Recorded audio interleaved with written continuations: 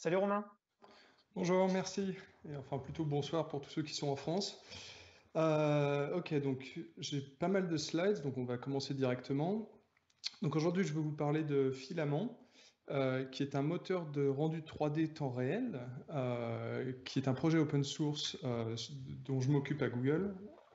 Et j'ai trois autres ingénieurs qui bossent dessus avec. J'avoue que ces derniers temps, j'écris plus beaucoup de code, mais quand j'écris du code, c'est sur ce projet-là. Donc, Filament est un projet, comme j'ai dit, qui est open source. Il est disponible sur GitHub. Il est sur licence Apache 2.0. On est assez actif. Maintenant, on fait des releases chaque semaine. Donc, si vous avez besoin de bug fix ou de feature request, vous les aurez très rapidement. Et il est utilisé aujourd'hui en interne chez Google dans différents projets. Alors, des projets dont je ne peux pas encore parler, mais des projets qui sont déjà disponibles. C'est notamment utilisé pas mal pour la réalité augmentée.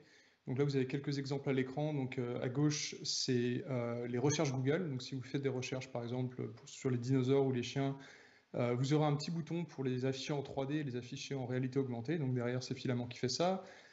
Au centre, c'est quelque chose qui avait été fait par les équipes à Paris. C'était un partenariat avec donc le Arts Institute.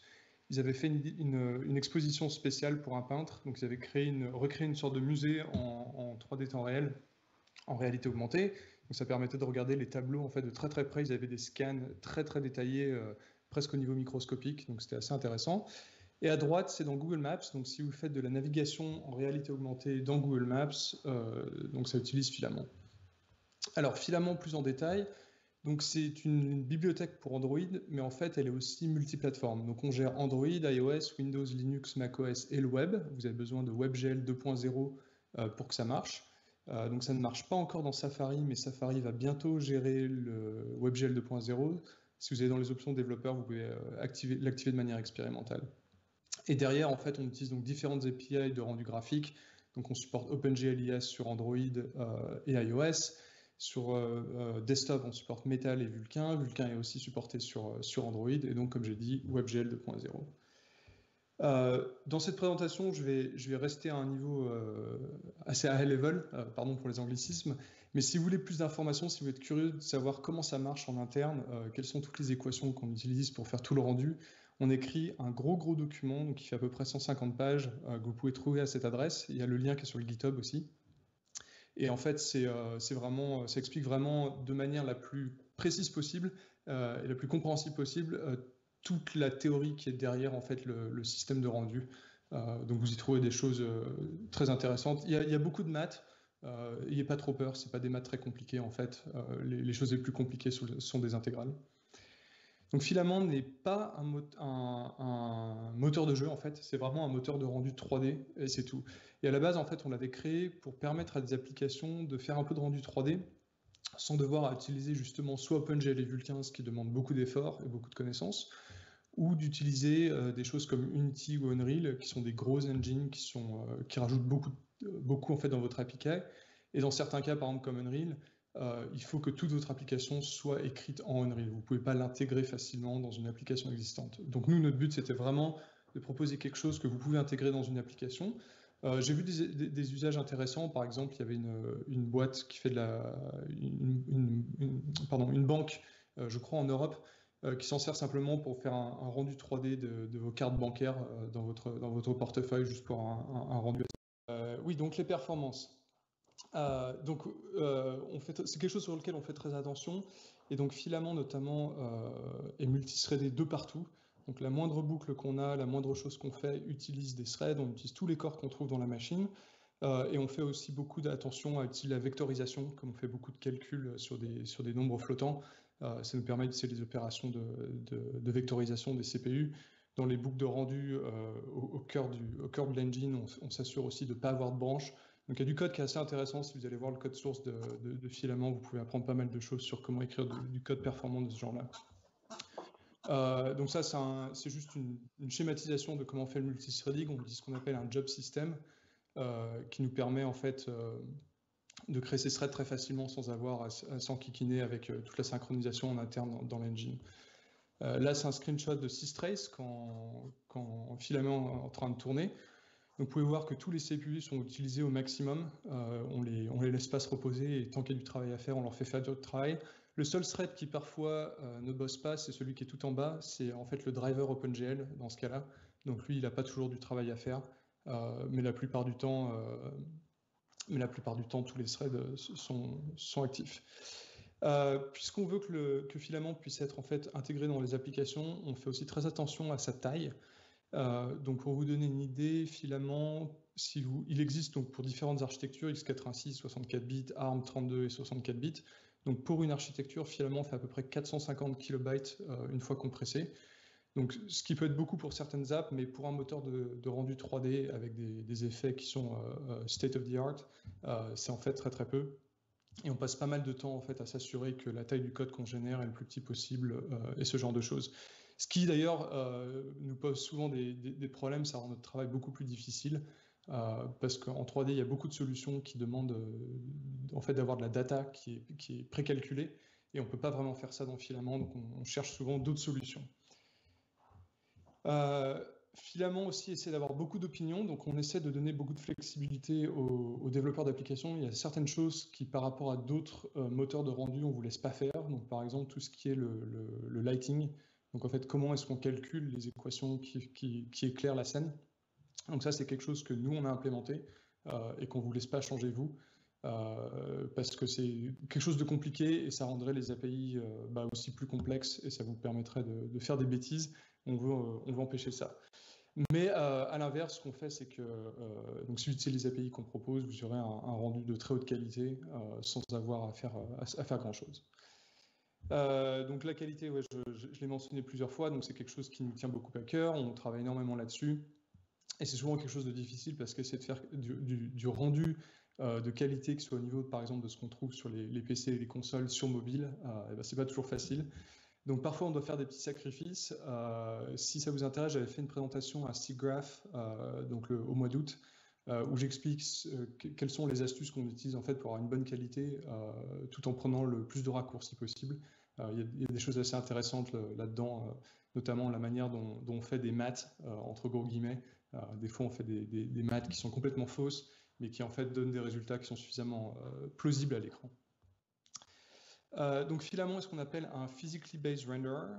Donc c'est un moteur de rendu qui se tient sur des principes donc physiques. Et on dit physically based parce qu'évidemment on ne peut pas recréer le monde réel tel qu'il est. Ce serait très très très compliqué. Donc en fait on essaie de s'en approcher le plus possible et on essaie surtout de raisonner de manière, je vais dire presque scientifique. Donc c'est des concepts assez simples. Par exemple, si vous avez une certaine quantité de lumière qui atteint un objet, la quantité de lumière que renvoie l'objet ne peut pas être supérieure.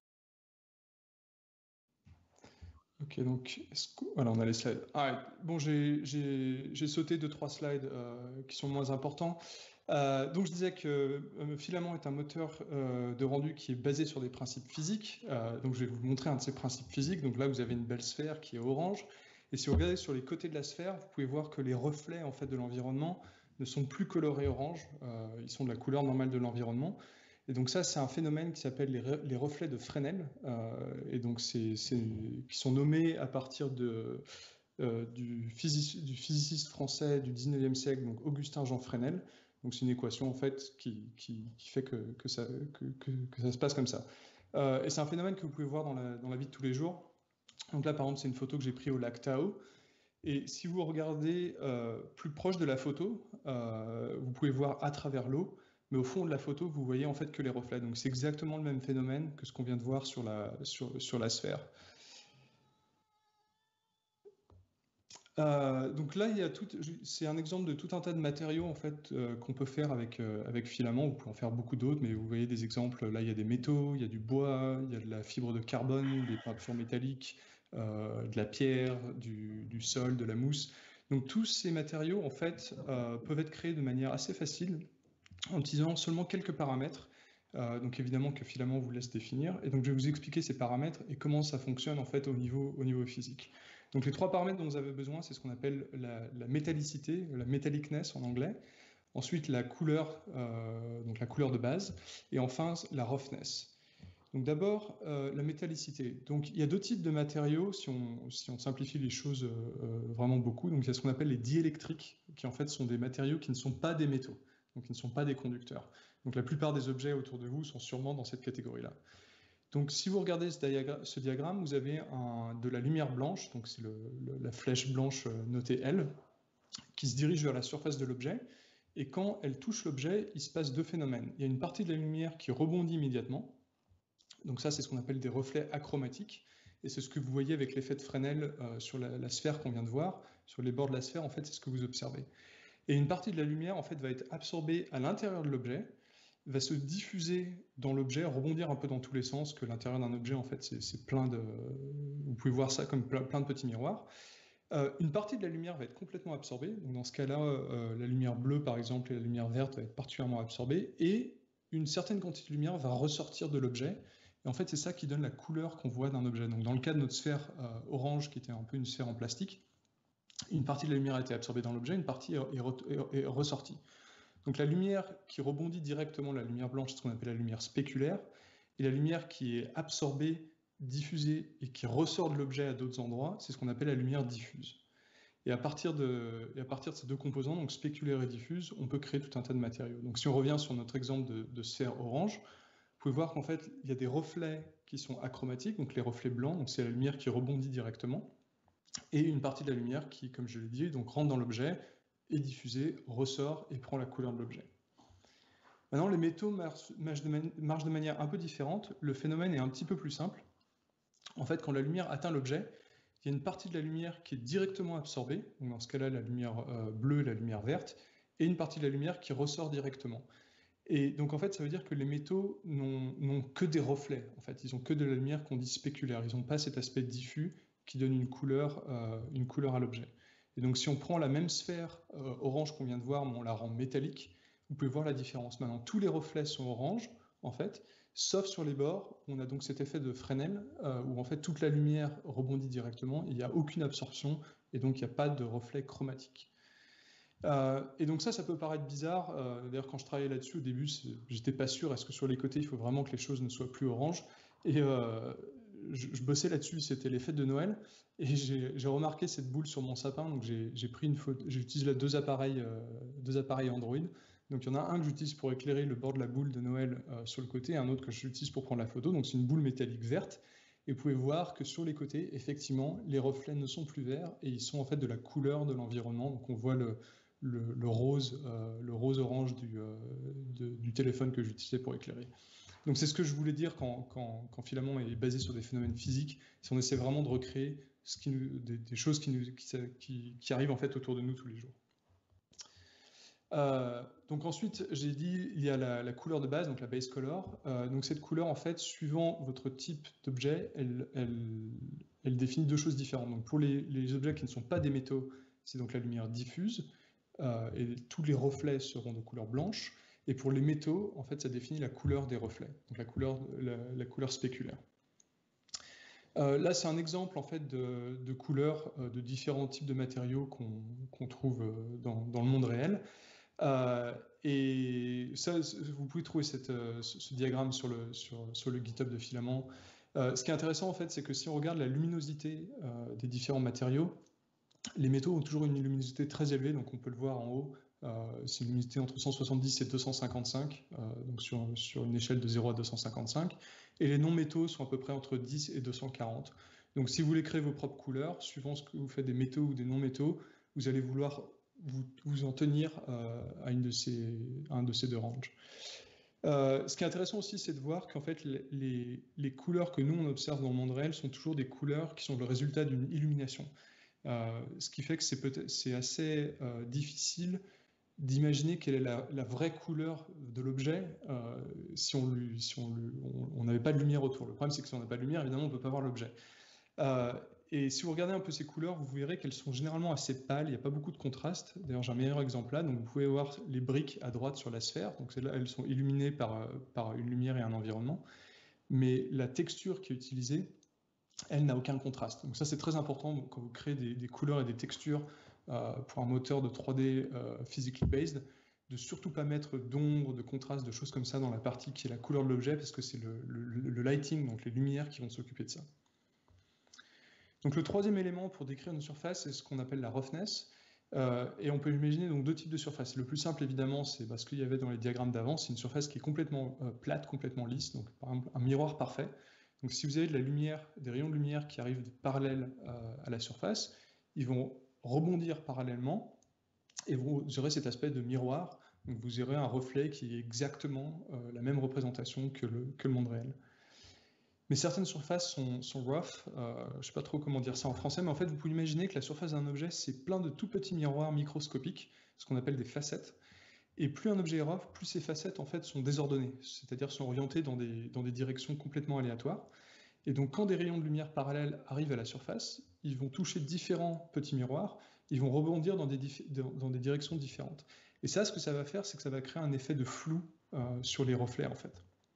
Et là, j'ai des exemples. Donc en haut, vous pouvez voir des boules métalliques, et en bas des boules donc plutôt en plastique, donc qui ne sont pas des métaux.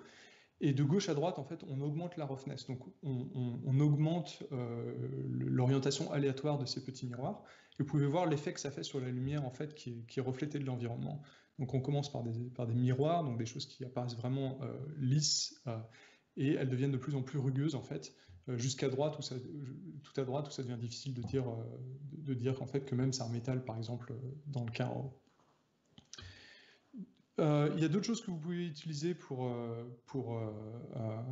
améliorer en fait le rendu de vos matériaux. Donc ça c'était les trois paramètres de base, la métallicité, la couleur et la rugosité, la rugosité, quelque chose comme ça. Vous pouvez utiliser ce qu'on appelle des normal maps. Donc par exemple là j'ai une sphère qui est complètement lisse, en fait qui nous permet de gagner des triangles. On ne va pas modéliser chaque brique et on a appliqué nos textures, on a appliqué notre lighting, mais on veut donner une impression de profondeur en fait au matériau. Donc en fait on peut utiliser ce qu'on appelle une normal map. Donc une normal map ça ressemble à ça. Chaque pixel en fait représente un vecteur, c'est une direction dans l'espace. Qui permet en fait au moteur de rendu de modifier le lighting, donc, comme si on avait en fait de la microgéométrie. Donc c'est une grosse astuce, hein, les calculs sont complètement faux, mais si vous regardez à droite, quand je vais changer de slide, donc on passe de quelque chose qui ressemble à ça à quelque chose qui ressemble à ça. Donc on passe de quelque chose qui est complètement plat à quelque chose qui donc a cette apparence de relief, alors que le relief n'est pas du tout là. D'ailleurs, vous pouvez le voir si vous regardez sur vraiment les bords de la sphère, vous verrez bien que c'est complètement plat et qu'il n'y a pas vraiment des briques. Mais la plupart du temps, l'effet marche complètement et ça nous permet d'économiser beaucoup de temps de calcul. Une autre chose qu'on peut utiliser, c'est ce qu'on appelle les textures d'occlusion. Donc ça ressemble à ça. C'est juste pour dire au moteur quels vont être les endroits qui ne peuvent pas être éclairés par l'environnement. Donc plus c'est noir dans cette texture, moins la lumière pourra atteindre cet endroit. Donc tout ce qui est les petites cavités, les creux, les choses comme ça vont être indiquées en noir. Et donc si vous regardez à droite, donc là on a notre sphère avec la normal map, et si on rajoute cette texture d'occlusion, ça nous donne ça. Donc, donc normal map et occlusion. Et ça rajoute encore plus d'effets réalistes en fait au rendu. Ça augmente cette impression de relief sur la sphère. Donc si vous voulez créer un matériau complet, généralement ce sont ces textures-là qu'on utilise. Donc dans cet exemple, j'ai une texture de métallicité. Donc quand c'est blanc, c'est un métal, quand c'est noir, c'est pas un métal. Ensuite, j'ai une couleur de base. Dans ce cas-là, c'est un peu orangeâtre et j'ai des bouts en noir. Ensuite, on a la roughness. On va avoir des endroits qui sont très lisses et d'autres endroits qui ne le sont pas. Ensuite, la normal map et la map d'ambient occlusion. Et quand on les combine tout ensemble, ça nous permet de créer des matériaux en fait à l'apparence très complexes, comme ici, où on a des espèces de tuiles en cuivre, donc orangées, avec des bouts qui manquent, qui elles ne sont pas métalliques. Et vous pouvez voir que les reflets à ces endroits-là ne sont pas aussi évidents, puisque ce sont aussi des endroits que j'ai marqués comme étant rough.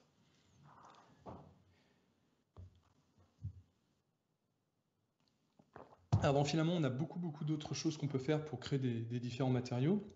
Donc les paramètres standards qu'on vient de voir déjà, donc on a la métallicité, on a la roughness. Vous pouvez voir à chaque fois, pour chaque paramètre, de gauche à droite, c'est la valeur qui augmente en fait de 0 à 1, donc de rien au maximum. Ensuite, on a ce qu'on appelle la réflectance. Donc ça, c'est un cas un peu particulier, il vaut mieux lire la documentation, c'est un peu lié en fait aux indices de réfraction, mais c'est ce qui permet de recréer des choses comme du diamant par exemple, ou de l'eau. Et en fait, ça change la force des reflets spéculaires sur les objets qui ne sont pas des métaux, mais c'est généralement pas quelque chose dont vous avez besoin. Ensuite, on a ce qu'on appelle le clear coat. Donc là, c'est une sphère rouge, c'est un métal qui est rough, Et le clear coat, en fait, ça ajoute un deuxième layer, c'est une couche transparente, en fait, par-dessus la surface. Donc, en fait, on se retrouve avec un matériau qui est composé de deux surfaces. Et c'est comme ça que marchent, par exemple, les peintures de voitures.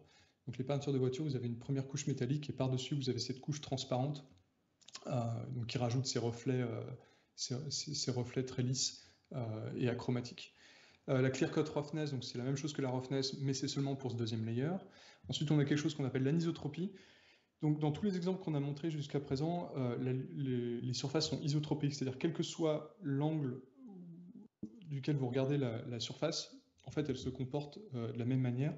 Et les surfaces anisotropiques, en fait, les reflets changent en fonction de la direction du regard.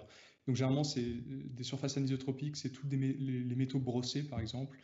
Si vous regardez l'arrière d'un CD, c'est des effets anisotropiques, et j'aurai un exemple dans un petit moment. Ensuite, on gère aussi pour la transparence, donc on gère les indices de réfraction. Donc c'est des choses que vous avez sûrement étudiées au lycée en physique. Donc en haut, vous pouvez voir l'indice de réfraction qui augmente. Ça permet de changer comment la lumière est déviée quand elle traverse un objet transparent.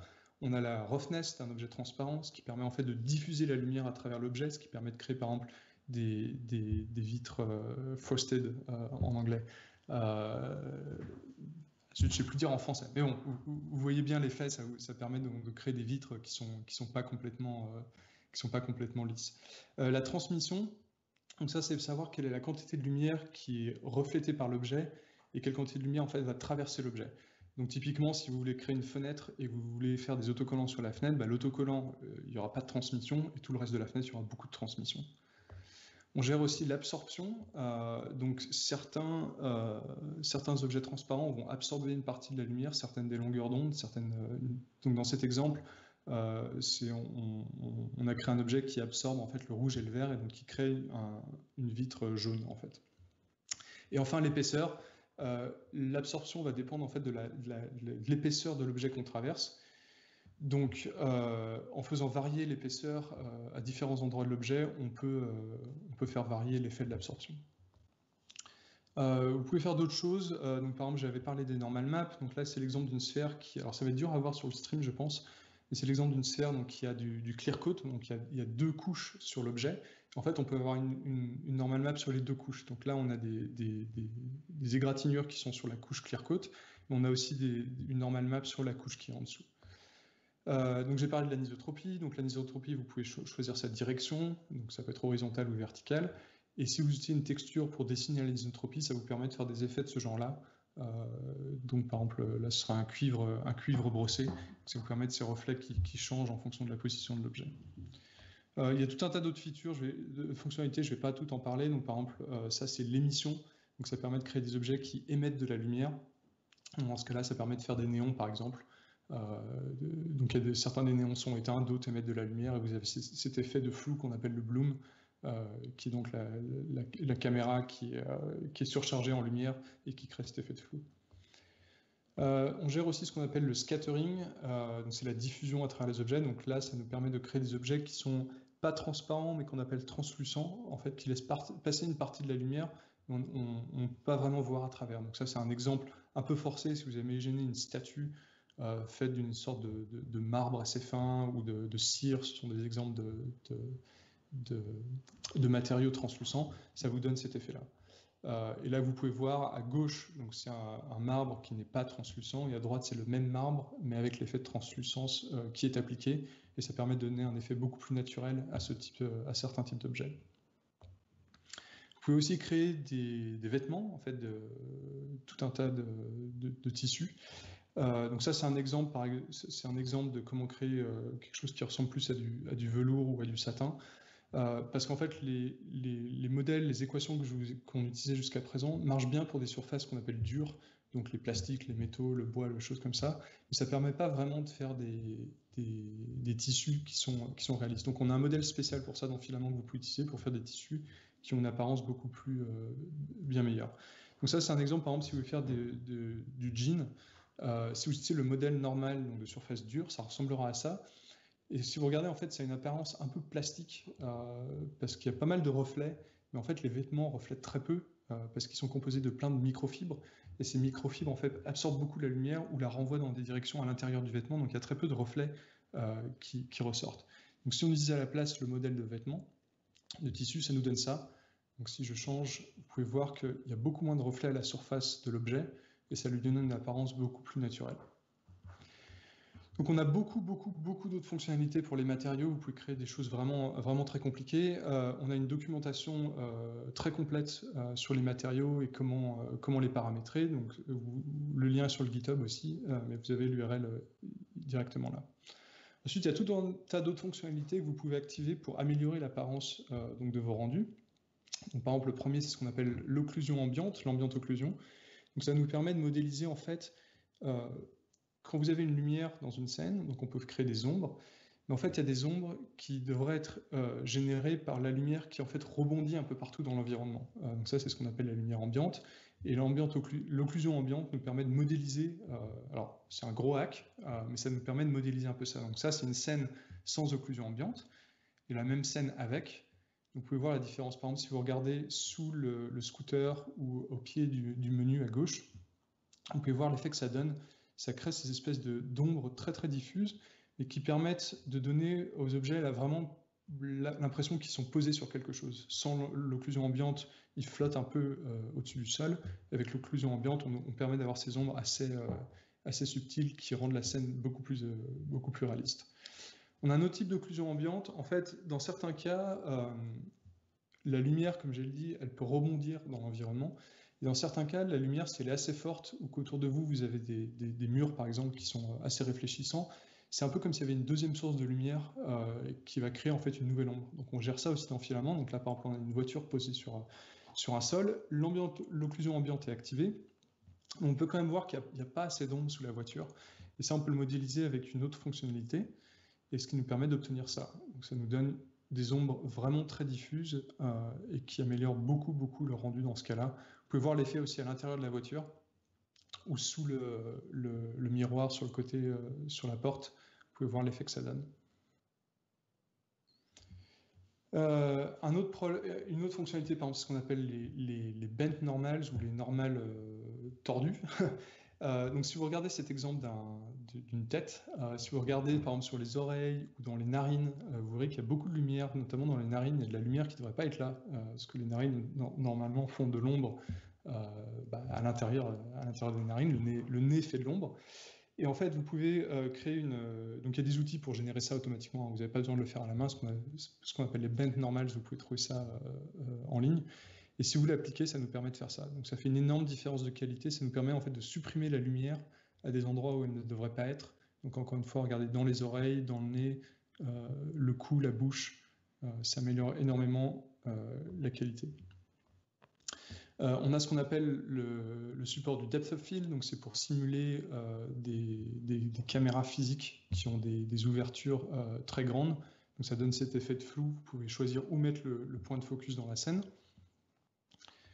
Donc ça c'est un effet qui marche très bien, mais qui est très coûteux par contre, que je ne vous recommande pas forcément d'activer tout le temps, mais si par exemple vous utilisez finalement dans votre application et que vous voulez permettre à l'utilisateur de prendre une photo ou d'exporter une image, c'est quelque chose d'intéressant à activer. On peut aussi faire des effets plus subtils, donc par exemple, si on reprend la tête qu'on était en train de voir, si vous regardez encore une fois, par exemple autour du nez, de la bouche, des oreilles, etc., vous verrez qu'il y a pas mal d'ombres, mais les ombres sont assez grises. En fait, ce qui se passe dans la réalité, c'est que donc, la lumière rebondit un peu de partout. Par exemple, si elle atteint votre oreille, elle va remonter un peu dans l'oreille. Et en fait, en réalité, il y a moins d'ombre que ça. Le problème, c'est qu'en fait, de la 3D temps réel, c'est très difficile de simuler ce genre d'effet. Donc, on a une fonctionnalité que vous pouvez activer qui permet de simuler ça. Donc, si je bascule entre l'un et l'autre, vous pouvez voir l'effet que ça donne. Ça assombrit moins certaines zones, donc, par exemple, encore une fois, les oreilles, les yeux, le nez, et ça rajoute en fait un peu de couleur qui était perdue à cause des ombres.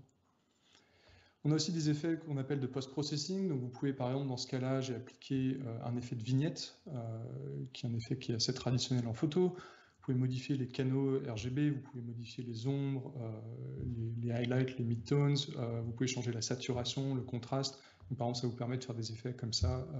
Donc ça, ce sont tous des outils qui en fait sont modélisés pour ressembler à ce que vous avez dans Photoshop ou dans Lightroom, si vous êtes familier avec ce genre d'outils. Et ça vous permet, et vous pouvez évidemment animer ce genre de valeur, ce qui vous permet de faire des effets intéressants. Un autre effet d'ombre qu'on a, c'est ce qu'on appelle les ombres de contact. Donc ça, c'est un peu une technique de lancer de rayons, donc de ray tracing. Donc les techniques d'ombrage classiques en fait ne marchent pas bien pour tous les petits détails.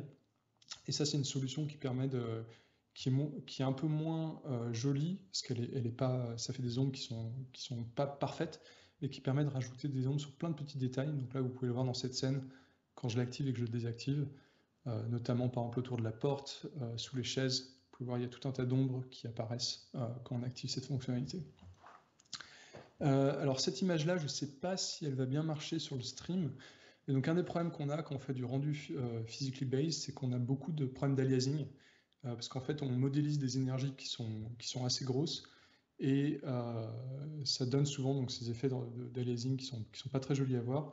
Donc vous pouvez activer une fonctionnalité spéciale on a différents types d'anti-aliasing, mais ça c'est un anti-aliasing qui est vraiment pour les matériaux. Et donc si je bascule entre l'un et l'autre, voilà. Vous pouvez voir les différences. Donc, regardez par exemple sur tous les bords ou les creux de la sphère, vous pouvez voir que l'aliasing disparaît et ça améliore grandement la qualité de vos images. Alors maintenant, je vais vous montrer du code. Donc, comment utiliser Filament. Et pour ça, en fait, on va utiliser un format de fichier qui s'appelle le GLTF. Alors, Filament lui-même ne gère pas, n'impose aucun format de fichier. Filament n'a pas de format de fichier, mais on a des bibliothèques optionnelles qui vous permettent de gérer 2-3 formats de fichiers qui sont assez communs. Et l'un d'entre eux, c'est le GLTF. Donc le GLTF, c'est intéressant parce que c'est un standard défini par Khronos. Donc Khronos, c'est l'organisme qui définit OpenGL et Vulkan. Je fais partie moi-même des groupes de travail qui essaient de définir les prochaines versions de GLTF. Et c'est un format qui est donc ouvert, open, et qui est géré par beaucoup d'outils en fait, d'outils de modélisation 3D, de moteurs de rendu, etc. Donc c'est assez facile d'obtenir des fichiers GLTF. Si vous travaillez avec des artistes ou vous voulez acheter des objets, vous en trouverez dans ce format. Et c'est un format en fait qui gère beaucoup de fonctionnalités qu'on a dans Filament. Alors pas toutes, mais une bonne partie et au moins les plus importantes. Et c'est un format qui en plus peut être assez efficace et qui est assez facile à modifier à la main. Donc un bon endroit pour commencer, il y a un site qui s'appelle Sketchfab, donc sketchfab.com, qui est d'ailleurs une boîte française, qui permet à des artistes en fait de partager leurs créations. Et sur Sketchfab, vous pouvez trouver beaucoup d'objets à télécharger et à télécharger au format GLTF. Donc si vous regardez là sur les vignettes, toutes celles qui ont un petit icône en haut à droite de flèche vers le bas, c'est des objets que vous pouvez télécharger. Donc si vous les téléchargez au format GLTF, vous pouvez les intégrer directement dans votre application avec Filament. Et il y a aussi des objets que vous pouvez acheter, donc il y a des objets de très haute qualité. Donc si vous cherchez quelque chose de vraiment spécial pour votre application, généralement ça ne coûte pas très cher. Les objets ils peuvent coûter $20, $10. Donc ça vaut souvent le coup. J'utilise beaucoup Sketchfab pour télécharger des objets gratuits pour faire mes propres tests dans Filament. Donc comme j'ai dit, il y a plein d'outils qui gèrent le GLTF, donc par exemple Blender, qui est donc un outil de modélisation, de rendu 3D, d'animation, ça fait de la 2D même maintenant, open source et gratuit, que je vous recommande vivement, notamment les dernières versions, depuis la version 2.80, ils ont beaucoup amélioré l'interface graphique et c'est un outil qui est vraiment très puissant. Donc là, vous pouvez voir la scène que vous avez vue dans certains screenshots déjà. Donc c'est dans Blender qu'on a édité cette scène et qu'on l'exporte en GLTF pour pouvoir l'intégrer dans Filament.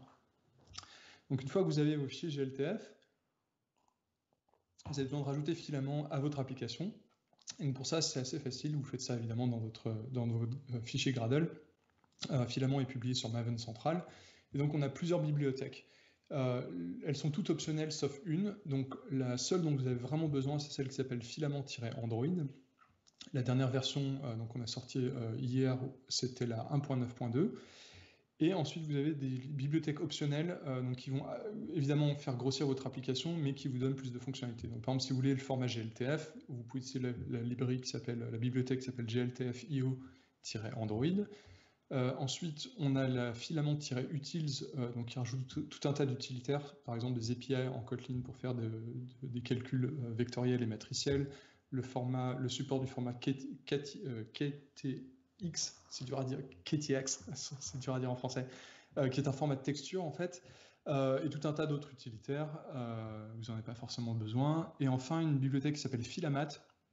Donc je ne vais pas rentrer dans les détails dans cette présentation, mais si vous voulez créer des shaders custom, en fait, vous avez deux solutions. Soit vous pouvez le faire offline, donc vous écrivez votre shader, donc votre code source, votre matériau, et ensuite vous utilisez un petit compilateur qu'on a qui s'appelle Matse, qui va compiler votre matériau dans un format qui est optimisé pour le runtime. Ou alors, si vous voulez générer vos matériaux à runtime, vous pouvez utiliser cette librairie. Et enfin, donc, toutes ces librairies, sauf Filament, en fait, ont des variantes qui s'appellent -light, et qui permettent, qui sont des versions qui ont moins de fonctionnalités, qui ont des limitations, mais qui sont beaucoup plus petites. Donc, par exemple, Filamat gère par défaut, vous permet de générer du code pour Vulkan et OpenGL et faire tourner des optimisateurs de shader. Si vous voulez ne gérer que OpenGL et que vous n'avez pas besoin des optimisateurs, vous pouvez utiliser le Filamat-Lite, qui est beaucoup plus petit. Et donc la même chose pour GLTF-IO et pour les utils. Alors ensuite, une fois que vous avez ces bibliothèques dans votre build.gradle, il y a un peu de setup à faire dans votre application. Et dans ce cas-là, comme on va charger un modèle GLTF, on va utiliser donc notre API qui s'appelle le model viewer, qui en fait tout un tas de choses pour vous, notamment qui crée plein d'objets internes à Filament pour vous faciliter la vie. Ensuite, on va avoir besoin du chorégrapheur, donc une API Android qui va nous permettre de simplement dire à Filament qu'il faut faire le rendu d'une nouvelle frame. On va utiliser une surface view pour que Filament ait quelque part où faire le rendu. Alors Filament, on peut faire du rendu dans n'importe quelle surface. Donc la surface peut venir du vidéo encoder, ça peut être une surface view, ça peut être une texture view. Du moment que c'est une surface, vous pourrez faire du rendu dedans. Ça n'a pas besoin d'être une surface view. Ensuite, on a un frame callback, donc ça c'est un objet à nous, c'est le listener qu'on va passer au chorégrapheur. On crée notre surface view, donc ici rien de bien intéressant. On crée notre model viewer, on lui dit qu'on veut faire le rendu dans cette surface view, et on récupère notre chorégrapheur. Ensuite, on va avoir besoin de gérer ce chorégrapheur, donc c'est simplement dans le lifecycle de votre activité, vous allez devoir scheduler le frame callback pour le chorégrapheur, l'enlever quand l'application est mise en pause ou quand elle est détruite. Et le callback du chorégrapheur en fait est très simple. Il va simplement se poster lui-même, donc c'est ça qui va vous permettre de faire du rendu continu, et plus tard de faire des animations. Et ensuite, on va dire au model viewer qu'il est temps de faire le rendu d'une nouvelle frame, et donc on lui passe le temps courant qui nous est donné par le chorégrapheur. Et ça, c'est important pour une fonctionnalité dont je vais parler dans un petit moment. Ensuite, on va commencer très simple. On va simplement créer ce qu'on appelle une skybox. Donc une skybox, en fait, c'est le fond qu'on voit dans les différents screenshots. Et là, on va faire une skybox en fait qui est une couleur unie. Donc on va accéder à l'engine. Donc l'engine, c'est l'objet le plus important de Filament, c'est ce qui vous permet de créer tous les autres objets. On va récupérer la scène, donc c'est là où on place les objets dont on veut faire le rendu. Et on va simplement créer une nouvelle skybox. Donc à peu près tous les objets dans Filament utilisent un builder. Donc on va lui mettre une couleur unie, et ensuite on va construire cette skybox pour l'engine qu'on utilise, et on va assigner la skybox à la scène. Donc ça, c'est vraiment le minimum, et voilà le résultat que vous avez. Donc c'est une application qui fait simplement le rendu d'un fond gris, c'est pas très intéressant. Donc l'étape suivante, ça va être de charger en fait un fichier GLTF. Donc dans ce cas-là, j'ai mis le GLTF dans mon dossier assets dans mon APK. Donc là, j'ai une petite fonction très simple en fait qui lit le contenu de l'asset de l'application, et en fait qui met le résultat dans un byte buffer. Vous n'êtes pas obligé d'utiliser asset, la data peut venir de n'importe où, vous avez juste besoin d'un byte buffer à la fin. Et ensuite, pour loader l'asset lui-même, donc on va simplement appeler cette fonction, lui dire de loader le fichier .gltf. Alors GLTF est intéressant parce qu'il y a deux formats en fait. Il y a les .gltf, donc qui sont des fichiers en ASCII, et il y a les .glb, qui sont des fichiers binaires qui contiennent toutes les textures et toute la donnée des objets 3D. Les fichiers GLTF, eux, ont d'autres fichiers à côté qui contiennent les textures et les objets. Donc généralement, les fichiers GLB sont un peu plus faciles à utiliser parce qu'il n'y a qu'un seul fichier, mais ça marche aussi d'utiliser des GLTF. Donc ensuite, vous allez dire au model viewer de charger le GLTF depuis ce buffer. Là, on utilise la variante async parce que un modèle 3D GLTF notamment peut être assez gros avec beaucoup de textures, et ça peut prendre quelques secondes parfois à les décoder, à les charger. Donc la version async va commencer à faire du rendu. Dès qu'on a une partie de l'objet qu'on peut dessiner, on va commencer à faire le rendu, donc ce qui vous permet d'avoir un peu de streaming en fait, donc ce qui est pratique notamment quand vous chargez à travers le réseau. Et si je vous dis un GLTF, donc comme dans mon cas, comme je l'ai dit, le GLTF peut pointer vers d'autres fichiers, donc vous devez passer un callback qui permet en fait de dire à Filament comment vous voulez lire ces fichiers. Donc vous allez recevoir une URI et vous allez devoir vous la lire. Donc dans ce cas-là, c'est facile, ça vient des assets, mais ça se trouve, vous aurez besoin de faire un appel réseau.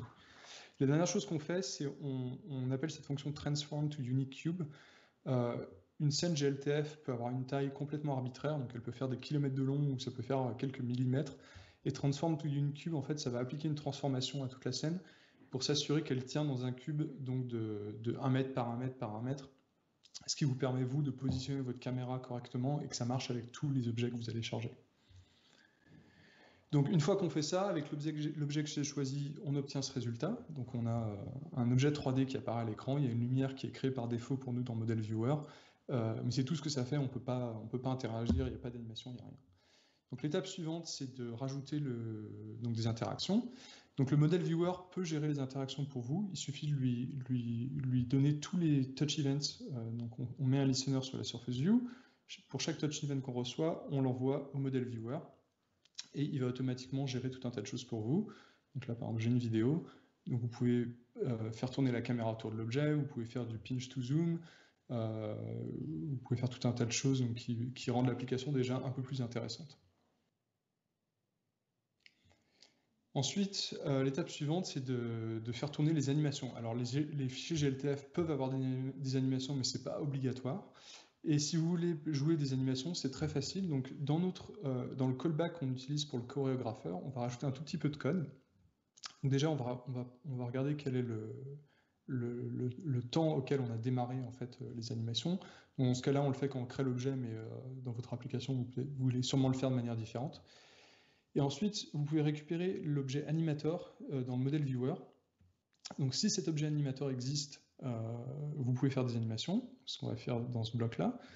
Et ensuite, l'objet animator peut avoir 0 ou plus animation. Parce qu'en fait, il y a deux types d'animations en GLTF. Il y a les animations donc par interpolation, donc c'est assez semblable à ce que vous connaissez dans Android. Et ensuite, les animations qu'on appelle le skinning, donc c'est ce qu'on fait ici, si on anime des bones. Généralement, les animations de skinning, c'est ce qui permet d'animer les bras, les jambes d'un personnage. Et les animations d'interpolation, ça va être faire tourner la caméra autour d'un objet, ça va être faire tomber quelque chose, ce genre de choses. Donc dans ce cas-là, nous, on veut gérer les deux types d'animations. Donc si on a des animations d'interpolation, on va simplement calculer le temps écoulé, et on va appeler la fonction applyAnimation sur le modèle viewer animator. Et comme il peut y avoir plusieurs animations, vous pouvez spécifier l'index de l'animation que vous voulez jouer. Normalement, vous devez jouer qu'une seule animation à la fois. Dans ce cas-là, nous, on joue que la première animation qui est dans le fichier s'il y en a plusieurs. Et donc, on dit aussi au modèle viewer de mettre à jour les animations de skinning. Et une fois qu'on a fait ça, si on relance notre application, ça nous donne, si la vidéo se joue, voilà. Donc toutes ces animations-là, juste avec les quelques lignes de code qu'on a rajoutées, ça va se jouer automatiquement. Et tout ça, ça vient du fichier GLTF en fait, que j'ai téléchargé depuis Sketchfab. Et donc c'est très très simple à faire. Et c'est déjà beaucoup plus intéressant. Alors ensuite, vous avez vu que le rendu pour le moment est quand même un peu tristounet. On a un fond gris, on a une lumière, et en fait on va utiliser un autre type de lumière qu'on appelle les environment maps, ou les IBL, ça veut dire Image Based Lighting. Et l'idée ici, c'est d'utiliser en fait une photo à 360 degrés qu'on peut utiliser comme une source de lumière. En fait, imaginez que la scène est à l'intérieur d'une sphère, que cette photo recouvre la sphère, et que chaque pixel de cette photo en fait sert de lumière. Donc ça permet de faire du rendu, notamment déjà du lighting qui est plus intéressant, mais qui est aussi beaucoup plus réaliste. Donc là, j'ai téléchargé cette photo sur un site qui s'appelle hdrihaven.com. Tiens, apparemment, il y a quelqu'un dans le chat qui bosse à cet endroit. Tu vas voir ce que ça donne en 3D. Et donc vous pouvez télécharger des environnements de maps gratuites sur ce site, il y en a beaucoup de très très haute qualité. J'ai mis l'URL en bas de celle que j'ai utilisée. Alors, ces IBL ou environnement de map, c'est très très utile parce que là, j'ai créé une petite scène dans Filament, donc c'est simplement des sphères, donc des métaux et des non-métaux, et je les ai mis dans différents environnements avec différentes IBL. Et vous pouvez voir la différence que ça fait en fait au niveau du lighting. Ça permet vraiment d'intégrer ces sphères dans l'environnement, ça leur donne un aspect vraiment réaliste, puisque le lighting vient de toutes les directions. Donc on a exactement, par exemple si vous regardez la troisième en partant du haut, on a un coucher de soleil qu'on peut voir dans les reflets, vous pouvez voir sur les sphères blanches plus rugueuses qu'on a vraiment cette lumière orangeâtre qui vient de là où vient le soleil, sans avoir à s'embêter à nous rajouter des lumières dans la scène. Donc ça, c'est une technique qui est très commune en 3D, qui est notamment utilisée énormément dans l'industrie du cinéma. Souvent, ils prennent des photos sur le set où ils tournent, et après, quand ils font les effets 3D, en fait, ils réutilisent ces photos qu'ils ont utilisées pour avoir le même lighting qu'ils avaient sur place pour le film. Donc, ces textures sont énormes. Donc, je crois que celle que j'ai utilisée pesait quelque chose comme 100 mégaoctets. Donc, on va pas les utiliser en tant que telles. Et en plus, pour les appliquer en temps réel, on a besoin, les calculs sont très, très, très, très complexes. Donc, en fait, on va faire des pré-calculs offline. Donc, pour ça, il y a un outil qui vient avec Filament qui s'appelle CMGen. Donc, il faut que vous téléchargez la version de Filament pour desktop. On ne peut pas vous le donner sur Maven Central. Donc c'est un petit outil en commande en ligne qui va vous permettre de convertir cette énorme texture dans un format optimisé que Filament peut comprendre. Donc ça, c'est la commande à taper. Donc vous pouvez le faire de différentes manières, mais le plus simple, c'est ça. Donc vous lui dites que vous voulez gérer un format en .ktx. Le "-x", c'est simplement le dossier dans lequel vous voulez exporter le fichier ktx. Et vous lui donnez la source. Et en fait, ça va générer deux fichiers. Il y a un des fichiers qui va s'appeler IBL, donc ça c'est vraiment la lumière elle-même, et le deuxième va s'appeler Skybox, donc ça c'est ce qu'on peut mettre dans le fond de Filament pour simplement servir de background en fait à la scène. Et vous pouvez utiliser l'un sans l'autre, vous n'avez pas besoin d'utiliser les deux. Donc ensuite, comment on utilise ces fichiers? Donc on va dans notre méthode create Skybox, au lieu de faire une Skybox qui est de couleur unie, on va prendre notre engine, notre scène. On va lire notre premier fichier KTX, donc ça c'est l'IBL, donc c'est vraiment ce qui fait le lighting. Et on va appeler cette fonction utilitaire qui s'appelle create indirect light. Et ça va créer un objet filament qui s'appelle donc de type indirect light. Et on va lui setter une intensité. Donc ça c'est une intensité qui marche bien pour les paramètres par défaut de filament et pour la plupart des environnements. Et ensuite on va rajouter cette lumière indirecte à la scène. Et ensuite, pour la Skybox, c'est un peu comme avant, sauf que là, on utilise une fonction create Skybox en fait, qui est créée à partir de ce fichier KTX. Et une fois que vous avez fait ça et qu'on recharge l'application, vous avez ce résultat. Et si on tourne la caméra autour, oups, non, je croyais que j'avais une vidéo. Mais non. Donc c'est juste un screenshot, mais vous pouvez voir, donc on a notre fond, et vous pouvez voir aussi que la lumière qui éclaire l'objet vient en fait de tous les côtés. Et vous pouvez voir notamment, c'est plus sombre sur le dessous de l'objet, parce qu'en fait le sol est plus sombre que la lumière qui vient du haut. Donc c'est une façon très très simple de créer en fait des effets beaucoup plus réalistes facilement. Ensuite, deux autres options que vous voudrez sûrement activer pour améliorer la qualité du rendu. Donc c'est le SSAO. Donc je vous ai montré un exemple d'occlusion ambiante. Donc le SSAO, ça veut dire Screen Space Ambient Occlusion. Donc c'est de l'occlusion ambiante en screen space. Donc c'est comme ça que vous l'activez. Vous prenez votre modèle viewer, vous accédez à un objet qui s'appelle la view. Donc c'est pas une view Android, c'est une view filament, c'est autre chose. Vous pouvez setter tout un tas d'options à travers cet objet, mais nous tout ce qu'on va faire, c'est qu'on va activer le SSAO. Et ensuite, on va le setter à nouveau pour que les changements soient pris en compte. On va aussi activer le bloom. Donc le bloom, c'est ce qui permet de créer ces effets de flou en fait, sur les sources de lumière qui sont très fortes, par exemple comme le soleil. Et on va voir dans un screenshot. Voilà. Donc là, si vous regardez à cet endroit, vous pouvez voir qu'il y a un effet de flou un peu subtil qui vient de cette source de lumière qui est très forte par rapport au reste de l'environnement. Et ça améliore l'aspect réaliste de la scène. Une autre chose que vous pouvez activer qui est très utile, c'est ce qu'on appelle la résolution dynamique. Donc vous pouvez y accéder encore une fois à travers la view. Ici, on peut l'activer. Il y a tout un tas d'options que vous pouvez mettre sur la résolution dynamique. Et ça, ce que ça va faire, c'est que quand vous activez la résolution dynamique, Filament va automatiquement se mesurer. Et si jamais il met trop de temps à générer des frames, en fait, il va diminuer la résolution du rendu de la scène 3D en interne, et ensuite l'afficher à la taille correcte à l'écran, ce qui va permettre de sauver du temps GPU. Et donc, si vous voulez ne pas avoir à vous soucier de tester les performances sur tous les téléphones qui sont sur le marché, etc., vous pouvez juste activer la résolution dynamique, et en fait, Filament va automatiquement s'ajuster à la puissance du téléphone. Vous sacrifierez la résolution, mais c'est pas très grave sur un téléphone, parce que les écrans sont souvent de très haute densité. on n'a généralement pas vraiment le nez complètement collé dessus, donc c'est difficile à voir les baisses de résolution. Et en plus, finalement, on va le faire de manière assez intelligente, c'est-à-dire qu'on va le faire, au fil du temps, ça ne va pas être fait de manière...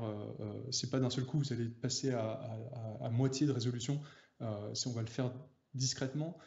On va le faire sur un axe avant de le faire sur un deuxième axe, parce que par exemple, les changements de résolution sur un axe horizontal, quand l'écran est en landscape, ça se remarque moins que sur l'axe vertical. Et vous pouvez contrôler tous ces aspects. Vous pouvez choisir que les changements de résolution soient plus vite, soient plus lents. Vous pouvez choisir jusqu'à quelle résolution vous voulez aller, etc. Et donc là, j'espère que ça se verra bien sur le stream. Mais donc j'ai forcé en fait la résolution dynamique à être assez agressive. Et si vous regardez l'objet, en fait, il a une apparence un peu floue, parce que là, le rendu était fait à, je crois, un tiers ou un quart de la résolution normale. Donc c'est ce qui se passerait par exemple sur un téléphone de mauvaise qualité ou un vieux téléphone, mais ça vous permet quand même d'avoir votre application qui marche, qui affiche quelque chose, et qui permet surtout de garder en fait le framerate. C'est-à-dire qu'on va toujours essayer d'atteindre le framerate que vous avez dit d'atteindre. Donc on a des utilitaires pour se caler sur l'écran. Donc si c'est un écran à 90 Hz, on va se caler sur 90 Hz, etc. Mais vous pouvez aussi nous dire quel refresh rate vous voulez. Et donc par défaut, on va targeter le 60 fps.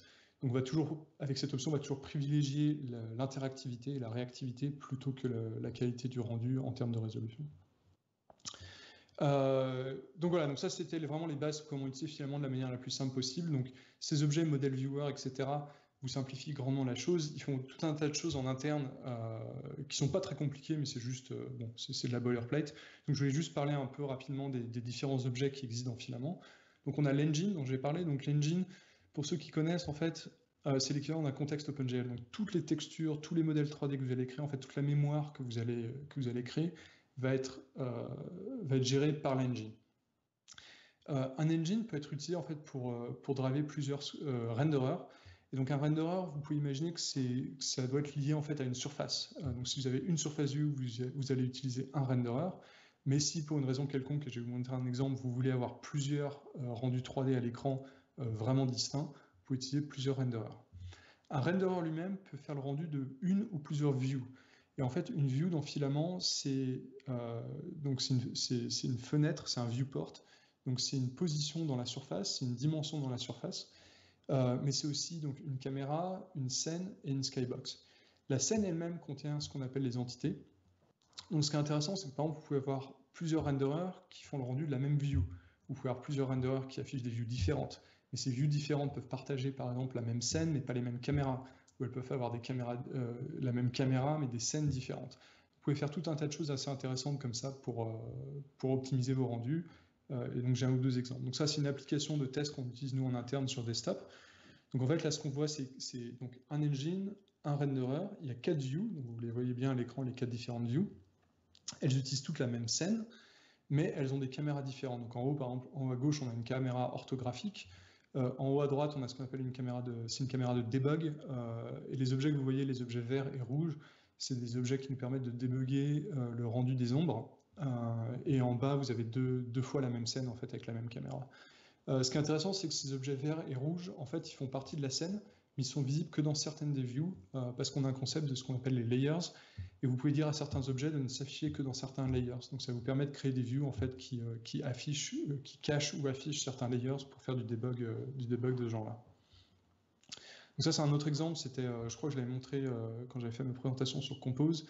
Donc c'est une application de test pour Compose que j'avais fait pour le mois de mai quand on a lancé la Developer Preview 2. Donc là, ce qui est intéressant, c'est qu'on a l'équivalent d'une Recycler View. Et en fait, chaque carte dans cette liste, c'est un renderer filament différent. Donc chaque renderer a une scène différente, parce qu'on a des objets différents. Ils partagent tous le même engine. Mais par contre, la skybox et la lumière indirecte, c'est la même dans toutes les scènes. Donc ça nous permet de réutiliser les objets, donc d'économiser de la mémoire, d'économiser des performances, et d'avoir des rendus complètement indépendants. On a des animations indépendantes à travers plusieurs surface views.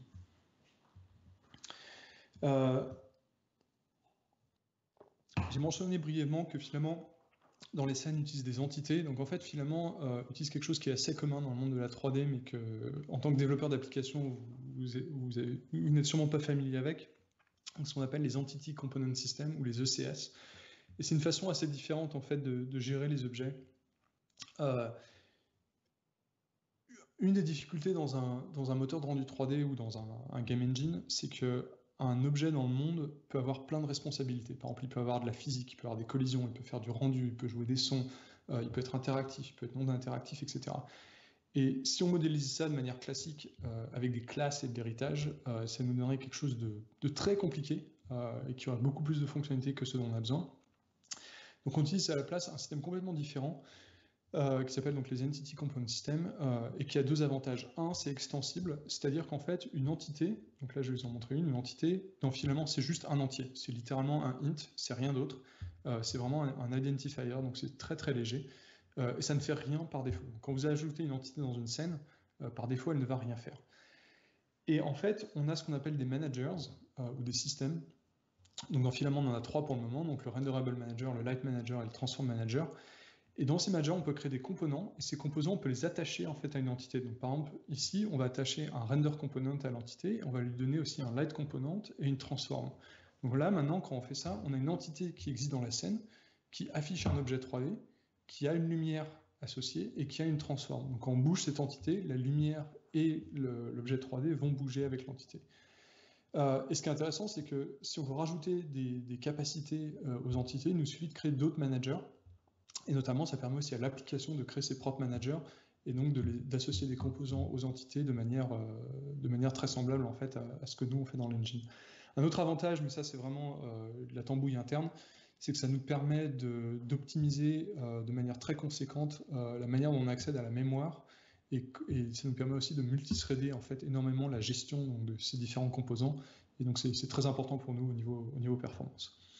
Donc si on crée une deuxième entité, par exemple, cette deuxième entité pourrait avoir une transform, mais rien d'autre. On pourrait avoir une troisième entité qui a une lumière et une transform, mais qui n'affiche pas d'objet 3D.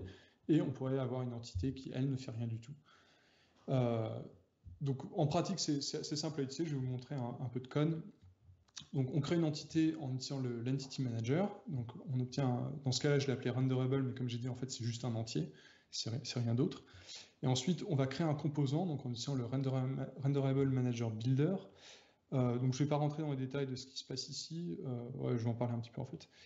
Mais à la fin, quand on appelle la fonction build, on lui dit de construire le composant sur une entité existante. Et une fois que notre entité a son composant, on peut l'ajouter à la scène. On pourrait évidemment ajouter le composant une fois après que l'entité ait été ajoutée à la scène. Donc globalement, c'est comme ça que marchent à peu près toutes les API. Donc un renderable dans Filament, c'est ce qui permet d'afficher quelque chose à l'écran. Donc les choses importantes à lui donner, c'est une bounding box. Pour des raisons de performance, en fait, Filament ne va pas afficher les choses qui sont en dehors du champ de vision de la caméra. Et pour savoir ce qui est dans le champ de vision de la caméra, on a besoin d'une bounding box. Donc ça, c'est un paramètre très important à nous donner. La géométrie, en fait, c'est simplement la soupe de triangle dont Filament a besoin. Le matériau, c'est quelle apparence on veut donner à la soupe de triangle. Et là, vous avez des chiffres magiques. Donc 1, ça veut dire qu'en fait, notre renderable contient un sous-élément. Et donc la géométrie de ce sous-élément ici, on la set ici, le matériau du sous-élément c'est 0, mais vous pouvez avoir un objet donc, avec plusieurs sous-éléments, et typiquement vous allez créer des sous-éléments quand vous voulez créer un objet qui en fait a différents matériaux. Donc par exemple si vous voulez faire une voiture, vous pouvez la faire avec un seul renderable, et vous aurez un sous-élément pour les roues, ce qui vous permettra d'avoir un matériau de roue, vous aurez un élément pour la peinture, pour le reste de la voiture, pour la peinture métallique. Donc un autre exemple pour les lumières, donc ici on va créer une lumière, donc on crée une entité lumière, et de manière similaire on va appeler le Light Manager, et à la fin on va lui dire d'associer la lumière à l'entité lumière qu'on a créée. Donc là par exemple on crée une lumière directionnelle, on lui demande de donner une couleur qui est celle du soleil, donc ça c'est ce qu'on appelle les températures de couleur, donc c'est du 5900 degrés Kelvin. Mais vous pouvez aussi créer des couleurs simplement en passant des valeurs RGB. On lui donne une intensité, donc 110 000 lux, c'est l'intensité du soleil quand il n'y a pas de nuages. On lui donne une direction, on lui dit qu'on veut des ombres, etc. Et ensuite, on peut ajouter la lumière à la scène. Et les transforms, donc ça vous montre. Donc je vous ai montré comment créer des entités et des composants. Là, je vais vous montrer comment accéder à ces composants. Donc dans ce cas-là, on va appliquer une transform à un objet. Donc une transform, en fait, c'est une array de float. On va mettre des trucs dedans, ça c'est pas très important. On va récupérer le transform manager de l'engine. Et on a besoin en fait de récupérer l'identifiant du composant, donc du composant transform sur une entité donnée. Pour faire ça, en fait, on va demander au transform manager de nous donner l'instance. Donc là, on parle de l'instance du transform manager qui est associée à l'entité qu'on appelle renderable. Et ensuite, une fois qu'on a cette instance, on va dire au transform manager, OK, s'il te plaît, sur cette instance, je veux mettre cette donnée, donc cette matrice de transform. Le truc le plus important à savoir sur les instances, c'est qu'il faut appeler getInstance chaque fois que vous avez besoin d'une instance. Vous ne pouvez pas garder cette instance parce que l'identifiant de l'instance peut changer d'une frame à l'autre. On a besoin de faire ça absolument en interne pour pouvoir préserver les performances du moteur de rendu. Donc ça, c'est toujours quelque chose de temporaire, le getInstance. Les entités sont quelque chose de global, mais les instances ne sont pas globales. Voilà, donc ça c'était un tour rapide. Ensuite, si vous téléchargez Filament pour desktop, donc vous avez plusieurs outils qui viennent avec, qui sont importants. Donc vous avez CMGen, dont j'ai parlé plus tôt, donc qui permet en fait de générer ces lumières indirectes. Matse, qui est le compilateur de matériaux. Donc ça, si vous voulez faire si vous n'utilisez pas GLTF ou vous voulez faire des matériaux custom, on a beaucoup de documentation sur le site web. Normal Blending, c'est pour mixer des normal maps ensemble. MIP Generator, bon, ça vous en fichez. Ça, c'est pour en fait filtrer vos textures de roughness pour réduire l'aliasing. Et ça, c'est si jamais vous voulez savoir quelle est la couleur d'un métal, vous pouvez télécharger des sites sur lesquels vous pouvez télécharger des mesures physiques au niveau de longueur d'onde des métaux, et vous pouvez donner ça à cet outil, et il va vous dire quelle est la couleur RGB en fait d'un métal. Si vous voulez le code source complet de l'application que je vous ai montré dans ces slides, il est disponible ici à cette adresse. Et sinon, vous pouvez aussi aller voir directement sur le GitHub, donc dans le dossier Android Samples, dans le code source, on a tout un tas de différentes applications. Donc par exemple, on a juste comment afficher un triangle, comment afficher un cube, comment rajouter une lumière, comment rajouter des textures, jusqu'à un viewer GLTF. Donc ça vous permet d'apprendre les différentes API de Filament petit à petit, sans avoir à tout comprendre d'un coup. Et c'est tout pour maintenant, donc merci d'avoir écouté, et j'ai un peu de temps pour des questions. Yes, super, merci beaucoup Romain. Donc si vous avez des questions, c'est sur Slido, et on va commencer par... Du coup, il y a une première question, c'est est-ce qu'on peut faire des jeux avec Filament, genre juste appuyer sur un bouton et que ça déplace un objet ou quelque chose de ce style? Ouais, vous pouvez faire des jeux. La seule chose, c'est que par exemple, tout ce qui est gestion donc du son, des interactions à l'écran, de la physique, Filament ne va pas le faire pour vous. Mais les API de Filament proposent suffisamment pour pouvoir... par exemple, j'ai montré comment c'était des transforms. Donc vous allez avoir un petit moteur physique qui va vous calculer la position d'un objet. Vous allez donner ces positions à Filament en tant que transform sur les objets. Et donc nous, on fera le rendu. Ok, cool. La question suivante, c'est d'où vient le nom Filament? Et ben en fait, on voulait trouver un truc en rapport avec la lumière, mais qui n'était pas déjà utilisé. Et juste, on est tombé là-dessus. On est tombé là-dessus. Il n'y a pas de raison particulière. Et d'ailleurs, pour l'anecdote, ce qui est intéressant, c'est que Filament a été créé. Alors, ouais, je vais vous donner l'anecdote parce que c'est rigolo. Donc, Nicolas Rohar, que vous connaissez de Constraint Layout, et donc Mathias Agopian, qui travaille avec moi sur Filament, qui est l'auteur en fait de Surface Flinger d'ailleurs sur Android. On a travaillé tous ensemble pendant un an dans la division robotique qui avait été créée par Andy Rubin, donc le créateur d'Android. Et oui, finalement, ça sonne français parce qu'on était 3 Français. Et donc, une fois qu'on a décidé de revenir sur l'équipe Android, on avait en tête 2 projets. Donc, le premier projet, c'était ce qui est devenu Constraint Layout, qu'on appelait Sherpa à l'époque. Et le deuxième, c'était donc Filament. Et c'était assez marrant parce qu'en fait, ils n'avaient pas prévu qu'on revienne, donc on n'avait pas de bureau. Donc on était obligé de squatter la bibliothèque des avocats. Il y a un bâtiment dans lequel les avocats de Google travaillent, donc on squattait leur bibliothèque. Et donc on a passé 4 mois en fait à squatter une bibliothèque, et c'est là qu'on a créé Constraint Layout et Filament en même temps, nous tous les 3 dans un petit coin. Et donc oui, le nom Filament est venu juste de 3 Français qui discutaient autour d'un café dans leur bibliothèque d'avocats. Ok, super anecdote, merci. Est-ce que on peut écrire Filament en Kotlin? Alors, j'ai pas bien compris la question, mais... Alors, je pense que ce serait, si vous vouliez implémenter l'équivalent du moteur Filament lui-même en Kotlin, Donc vous pouvez utiliser filament en Kotlin. D'ailleurs, tous nos samples sont en Kotlin, même si les API en fait les API sont en Java. Alors filament est écrit en C++. On pourrait l'écrire en Kotlin, mais honnêtement, la raison principale pour laquelle on l'a fait en C++, bon déjà c'est pour la portabilité sur le cross-platform, mais c'est aussi pour les performances. Parce que quand on gère de la 3D comme ça, pour être efficace, il faut vraiment donc faire de la vectorisation, la gestion de la mémoire, etc. Et C++ nous permet de faire des choses qu'on ne pourrait pas vraiment faire aussi efficacement en Kotlin. Donc si les performances sont moins importantes, vous pouvez complètement écrire quelque chose comme filament en Kotlin, mais j'avoue que C++ reste plus intéressant. Un jour, il faudrait peut-être que ce serait intéressant de faire une présentation là-dessus, mais je pourrais vous montrer la boucle de rendu de filament. Donc c'est tout un tas de code C++, mais il a été écrit pour que quand on le compile, ça devienne vraiment une page de code assembleur qui fait aucune opération inutile.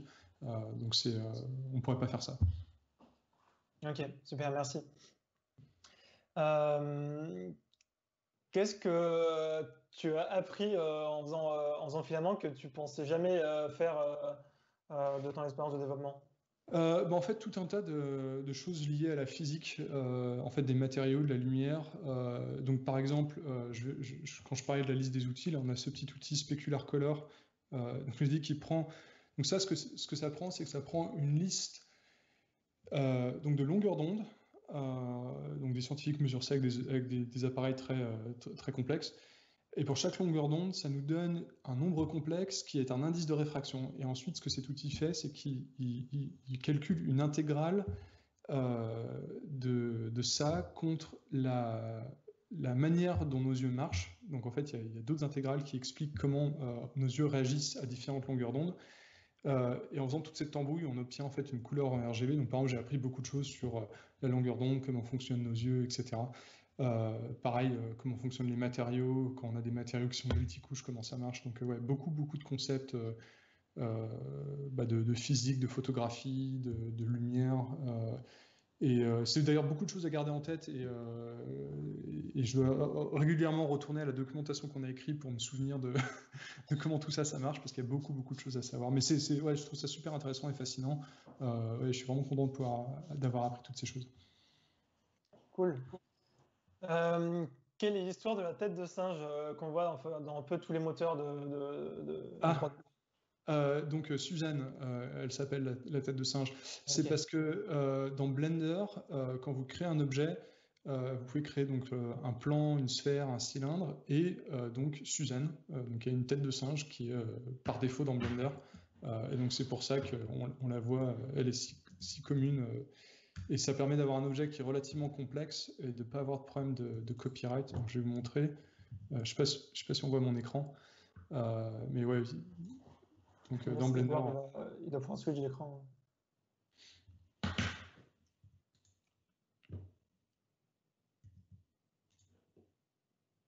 Yes, c'est bon. On voit ton écran. Voilà, donc dans Blender, donc si je veux rajouter un objet, donc là il y a plan, cube, cercle, sphère, cylindre et donc monkey. Et donc si je clique là-dessus, paf, on a une tête de singe et voilà. Et c'est comme ça qu'elle se retrouve dans tous les tous les screenshots du monde. Énorme. Ok, super.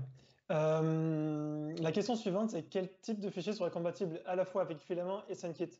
Est-ce que GLTF, c'est possible de faire ça ou pas? Alors, je ne sais pas si GLTF, si SceneKit gère le GLTF. Je sais qu'il gère un autre format qui s'appelle le USD et le USDZ. Mais il y a des conversions. Donc, par exemple, dans Blender, on peut importer un GLTF, exporter un USD et inversement. Mais il y a sûrement des bibliothèques pour gérer le GLTF. Et inversement, pour Filament, c'est possible, c'est des bibliothèques qui font de l'USD. Parce qu'encore une fois, Filament, donc nous, on a écrit une bibliothèque qui gère le GLTF, mais il n'y a pas de format de fichier imposé par Filament. Vous pouvez tout à fait importer quoi que ce soit. Du moment que c'est des triangles, on pourra les afficher. Ok. Est-ce que vous avez prévu de mettre du ray tracing dans Filament? Alors, je ne sais pas trop si c'est est-ce que vous utilisez du ray tracing dans Filament ou si c'est est-ce que vous utilisez genre les RTX de NVIDIA derrière. Alors, on aimerait bien. La raison principale pour laquelle on le fait pas, c'est parce que ça n'existe pas vraiment sur mobile. Alors, ça commence, il y a un peu des API, mais bon, les performances, c'est pas ça. Mais en fait, en pratique, ce qui se passe, c'est qu'il y a des formes de ray tracing, ou plus précisément du ray marching dans beaucoup d'engines. Donc, il y a beaucoup de choses qu'on fait, nous, par exemple, pour des ondes, pour l'occlusion ambiante, qui sont en fait une sorte de ray tracing. Mais un jour, si on peut avoir des GPU qui font du ray tracing sur mobile et qui le font bien, ce serait super. Ouais, le jour où Nvidia sortira un GPU aussi puissant sur mobile que sur desktop, on n'y est pas encore, je pense. Bah oui, enfin, on peut, ça dépend de ça dépend de la batterie, quoi, Oui, oui, effectivement. Et de la taille du téléphone. et de la taille du téléphone. Ouais. Comment ça se passe pour debug une scène? Est-ce qu'il y a des outils qui sont fournis avec Filament? Ça dépend ce que tu entends par debug.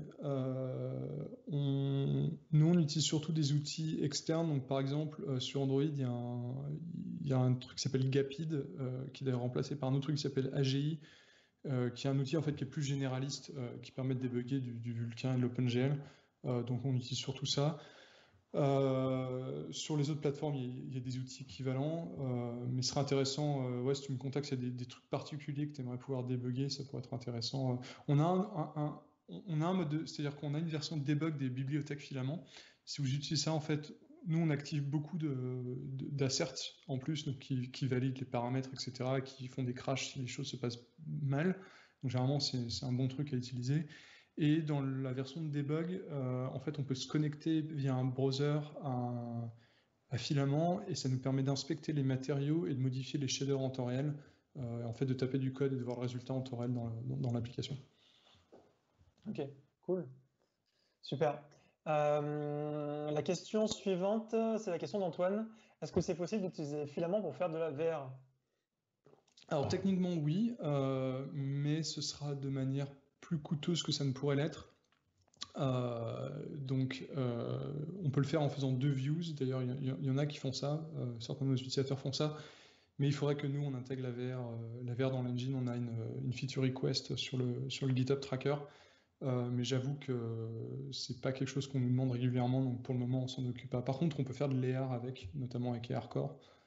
C'est l'utilisation principale qu'on nous demande en dehors de la 3D pure. Ok. Datatech, la question suivante. Comment vous évaluez une amélioration entre une version X et une version Z en termes graphiques? Est-ce que vous avez des tests? Est-ce que vous avez des process pour vérifier que ce que vous développez, c'est mieux qu'avant? Alors en fait, donc pour les effets naturels, donc on utilise beaucoup de références, donc notamment des path tracers offline. On utilise aussi simplement des photos. Quand je travaillais par exemple sur tout ce qui est rendu des tissus, à mon bureau, il y avait tout un tas de tissus que j'étais allé acheter dans un magasin de tissus. Donc j'avais des boules recouvertes de tissus pour vérifier que l'engine a des bons résultats. Mais généralement, c'est comme ça que ça se passe. Toutes les équations qui sont utilisées, elles sont basées sur en fait, de l'observation et des comparaisons avec des références. Ce qui a ses propres limites, mais on ne peut pas tellement faire mieux. Et puis, c'est vrai qu'au bout d'un moment aussi,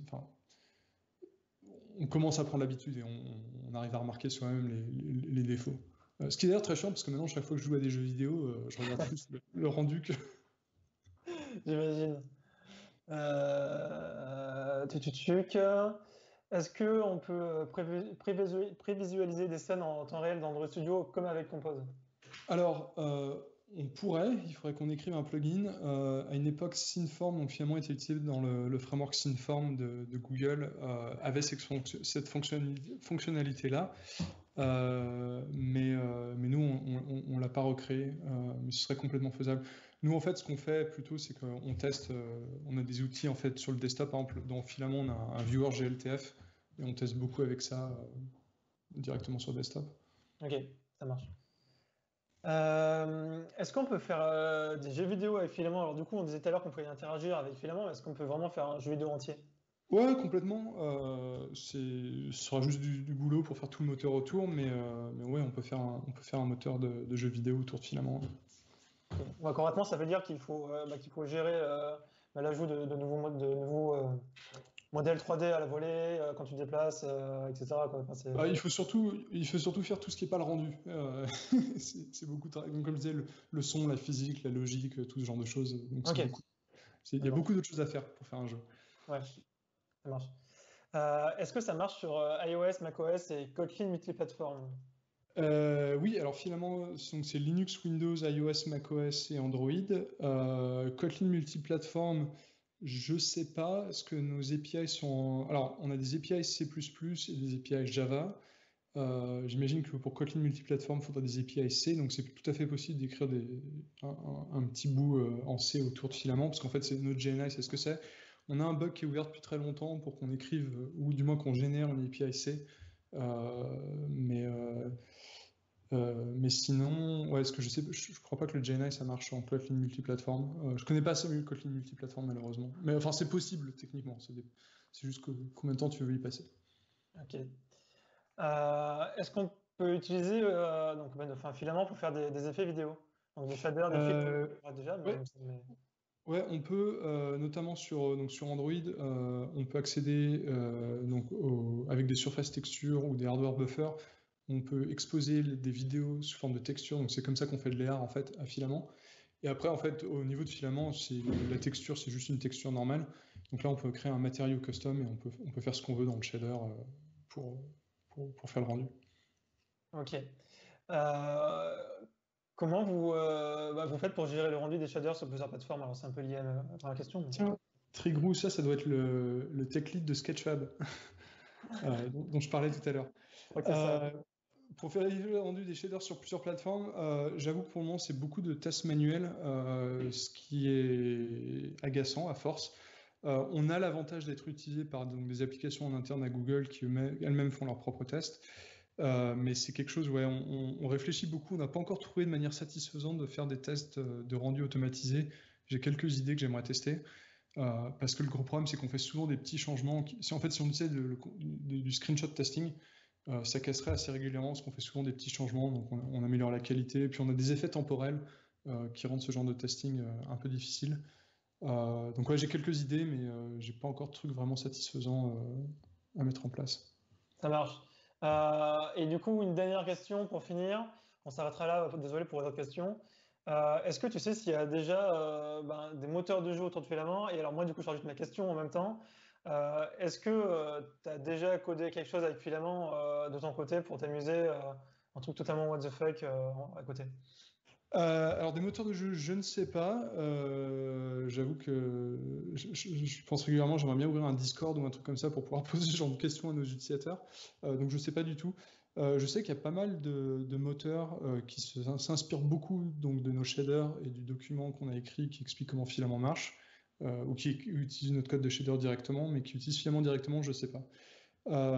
Et pour moi, coder des trucs en Filament moi-même, bah, j'avoue que j'ai déjà tellement peu de temps pour coder, généralement, je le passe à coder sur Filament lui-même ou nos applications de test. J'ai pas mal de trucs que j'aimerais faire, mais ouais, j'ai pas beaucoup de temps libre. Ouais, ça marche pas.